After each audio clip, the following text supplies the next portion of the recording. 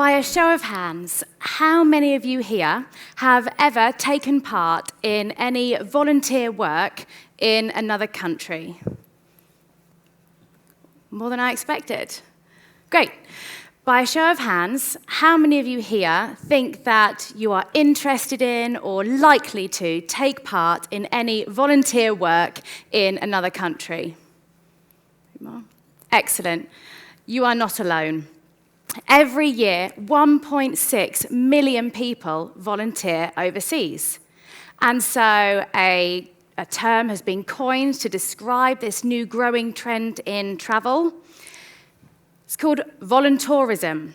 So to help us to understand this term and to find a useful definition, naturally, I did what every great researcher does.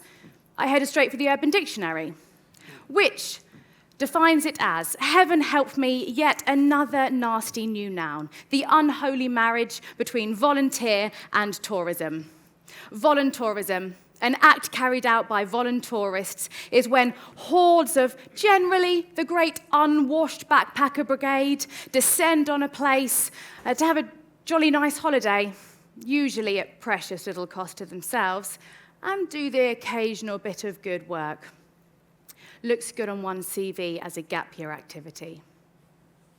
So rather than leave it there, I continued my search, and I discovered that whilst there's no agreed definition between organisations in what voluntourism is, in his book, Tie Up the Lion by Ross Young, he provides this alternative useful definition.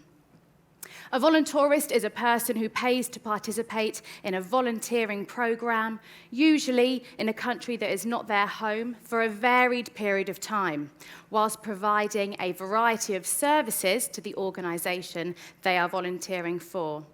During the program, the person participates in leisure and tourism activities in the country in which they are staying.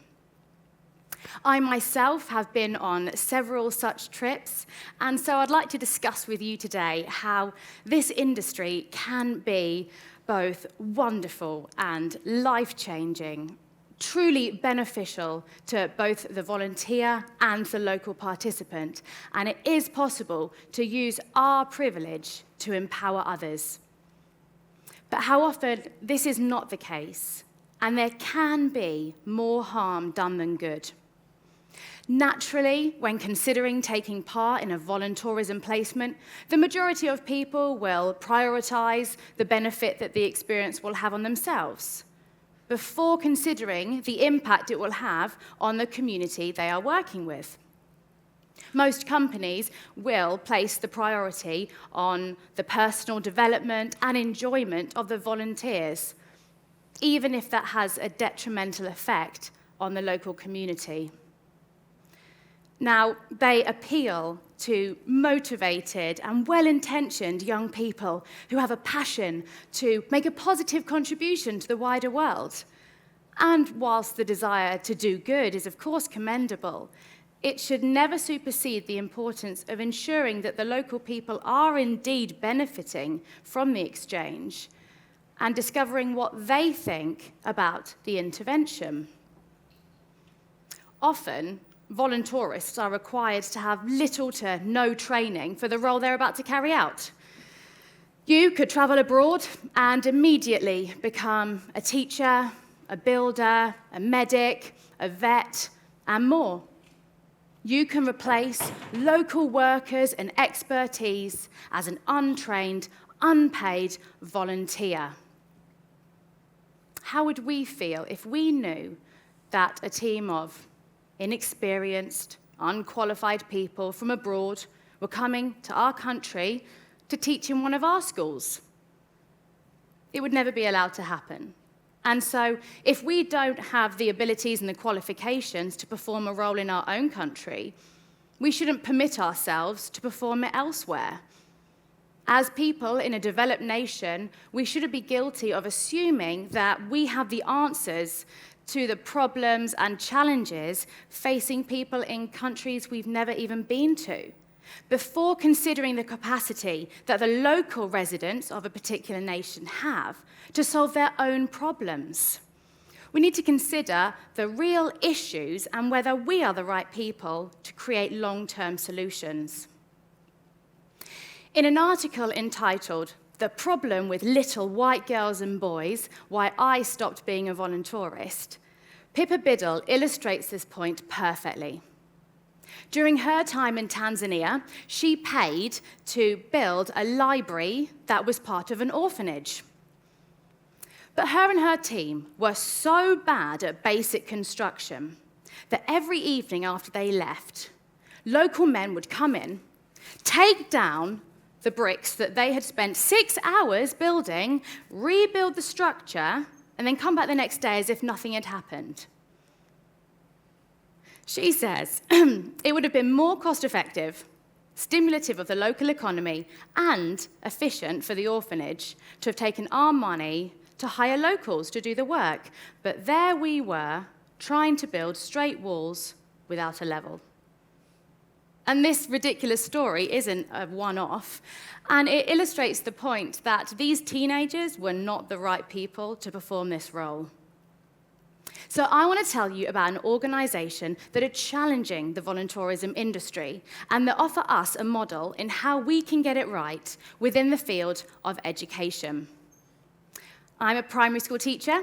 I've been teaching for 10 years, mainly in Year 6, and for 5 years, I've also been involved with limited resources teacher training. LRTT do not send over inexperienced volunteers to offer short-term education projects like so many others do. We believe that every child has the right to a quality education, regardless of the context they are born into. Yet, half of the children in schools are simply not learning. Around 387 million children were on track to leave primary school unable to read or write or do basic maths, which led to UNESCO declaring a global learning crisis in 2015, as they recognized that there is a desperate need to find innovative approaches to train large groups of teachers to get every child learning. During our 3 to 4 week-long fellowships, we bring together teachers from economically developed countries to upskill and empower teachers in contexts where people are living on less than $5 per day. We create teams of 15 to 30 teachers from around the world to co-design and deliver coaching programs to teachers in 11 different countries, including Tanzania, Uganda, India, Nepal, and more. I was first a fellow in 2015 in India. It was my second time to India. The first was as a tourist, where I saw the beauty and the life of the country, but also the poverty and the real need there. And so it was a joy to return 5 years later as a professional with the skills that I needed to empower and support local teachers in Rajpura to get all of their children learning. I wasn't there to teach, which would have had a very small and finite impact. I was there to observe and to learn, and then to run training so that those teachers can give their students the best education possible. In fact, there was only one time that I ever remember actually teaching a lesson, and that was completely by accident. I walked into the classroom, notebook in hand, ready to sit at the back and observe my new colleague and friend demonstrate all the new teaching strategies I had taught her, and I was fully ready for the warm sense of pride and satisfaction to wash over me. But as I sat down, she stopped teaching, looked at me, and said, "You teach." Now, what I realise now is that I should have just said, "Oh no, it's okay, I'm here to observe, you teach the lesson that you've planned." But that's not what I said. I stood up and heard myself say, "I'll teach you a song, it's called I Like the Flowers," which is what I did for 20 minutes until I finally had the courage to hand the teaching baton back to her, sit down, and complete the lesson observation. And that moment did come, that moment of pride when I saw the teacher trying a new strategy that we had been working on, and you see the students respond with engagement and enthusiasm. For me, there's no feeling quite like it. So my role was not to replace the teachers that I was working with. It was to empower them so that after I left, their new skills and knowledge could continue indefinitely and have an impact on every student they subsequently taught. As a teacher in the UK, my professional development has been consistent and continuous from the point of my qualification. I will receive around 30 hours of CPD every year, and it's not always gladly received, I'll be honest, especially if it's at the end of a long day of teaching 10-year-olds to care about the difference between the past progressive tense and the past perfect tense. But I'm privileged in that sense, whereas the teachers that we're working with, they have very limited teacher training. So let me show you a little video about the work that we do. It is about positive, sustainable change. It's more looking at how we can incite change rather than be this single moment that doesn't last. We're making that positive change. We're working with people to help them, talk to them about what they want to achieve, what positive change looks like for them, and we use that to influence our teaching. Instead of me walking into a classroom with 30 children for 2 weeks' work, I'm walking into a classroom with 10 teachers who teach 30 children each. So my professional development and my partner are therefore reaching over 300 students. It's more sustainable because the teachers go back to their classrooms and implement the practice. Purpose is to ignite change. It's not to force change, it's to ignite the spark of change, and education is the perfect vessel for that.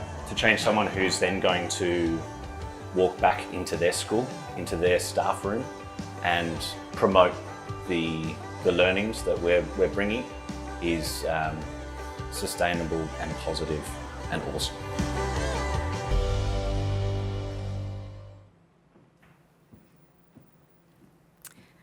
So since its foundation in 2012, LRTT has worked with over 2,000 fellows to partner together with 25 different local education authorities to bring together the expertise from teachers from 40 different countries.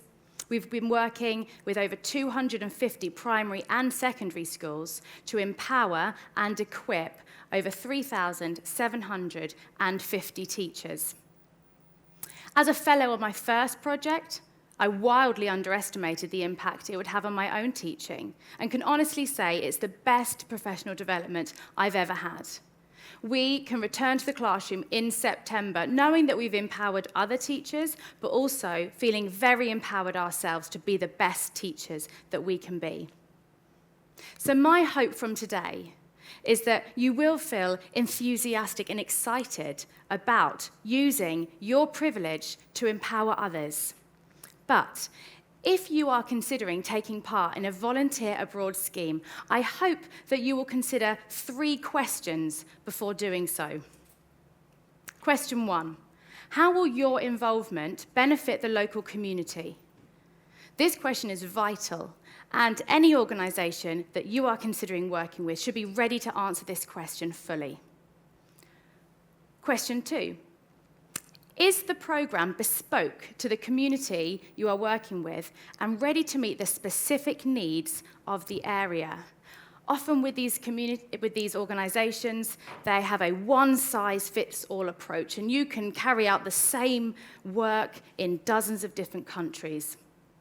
But this cannot be beneficial and create long-lasting solutions. Lastly, do you have the necessary skills to participate in the programme and make the desired impact? Do travel. Do feel passionate about using your privilege to equip and empower other people. But do your research Thank you for listening.